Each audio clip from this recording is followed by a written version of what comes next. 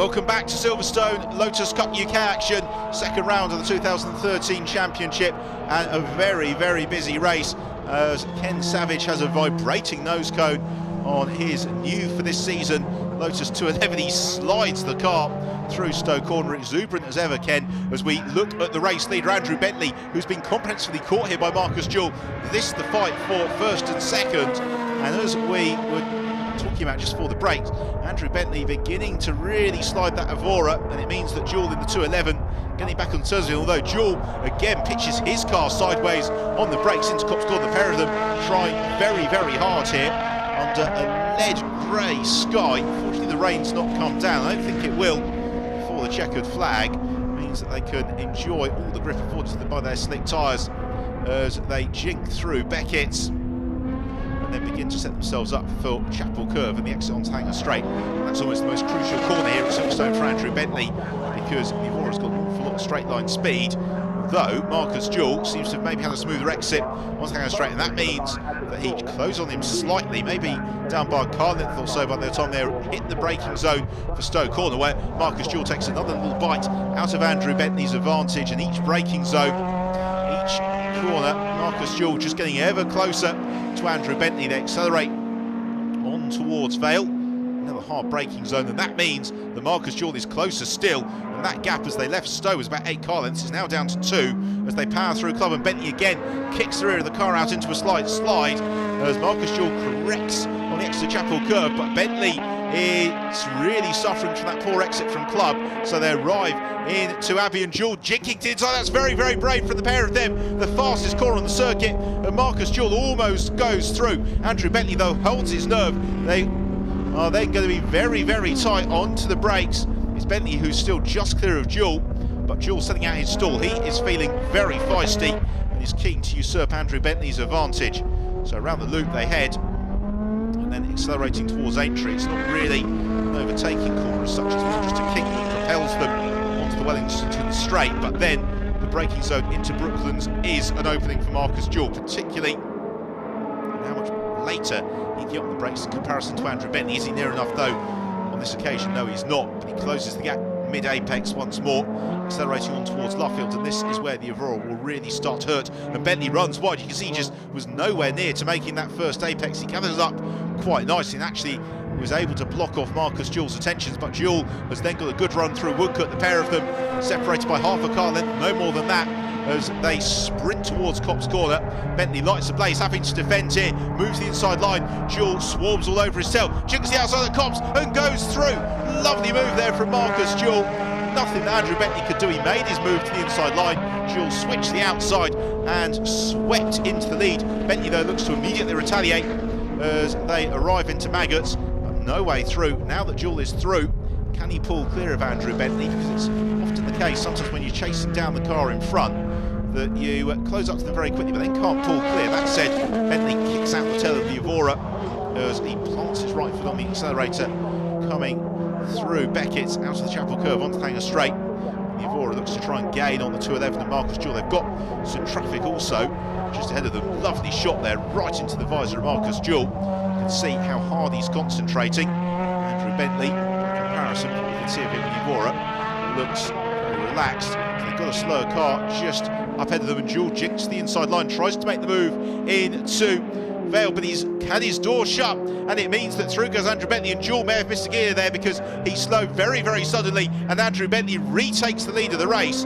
It was, I think, Jose Lequetville who moved across, absolutely brought Marcus Jewell to a dead halt. Maybe didn't downshift in time because he's back up to speed, no problems whatsoever. So if it was a mechanical issue, it'd be rather more terminal than that. So I'm going to go for a missed gear. As climbing up through the order, Benji Hetherington, as we've got a nice battle. This is for third in the production class. It's being led by Adam Gore from Matthias Radstock, but it's Andrew Wright, number 44, and 61, Andy Napier. That's the white and blue car.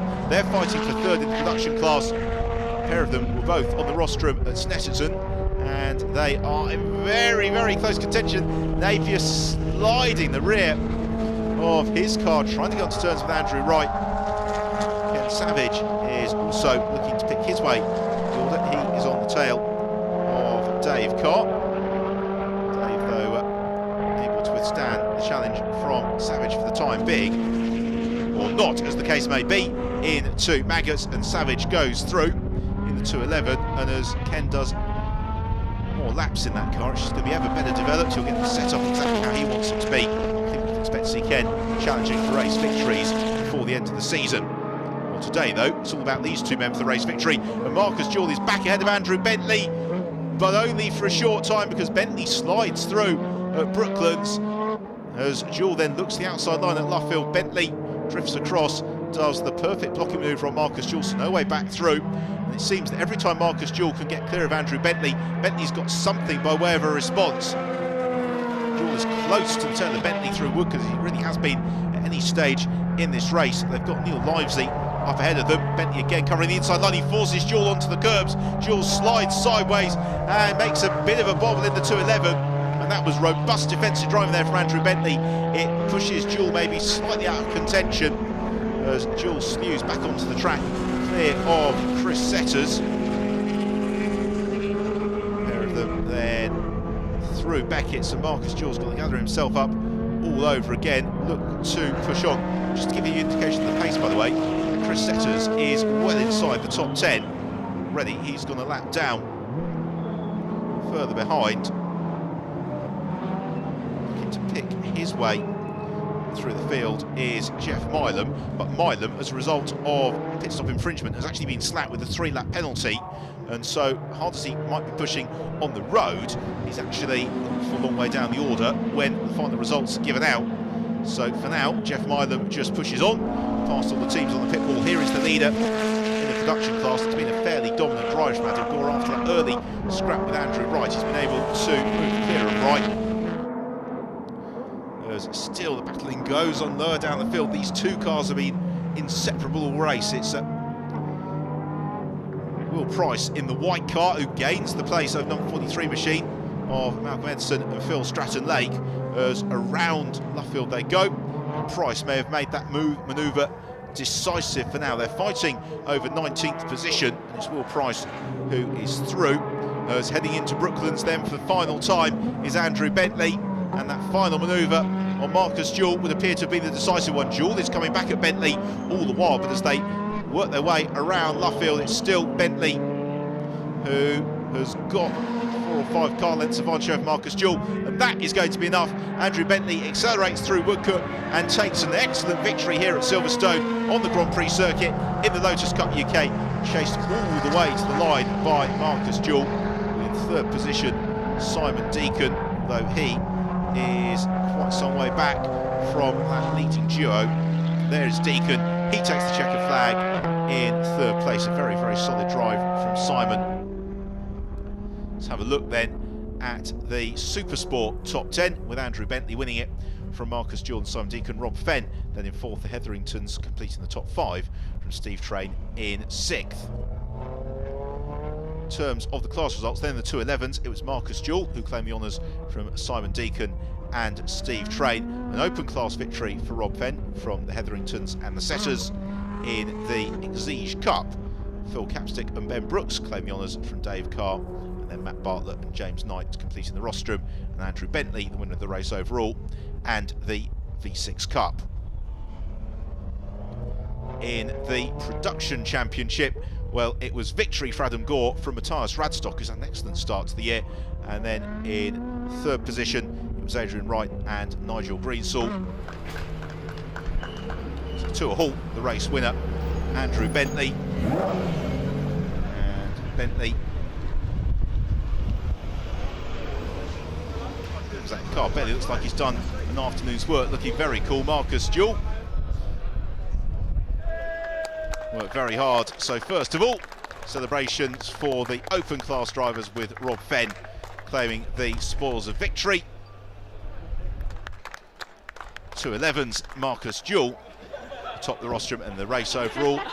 Andrew Bentley gets to celebrate with the bubbly.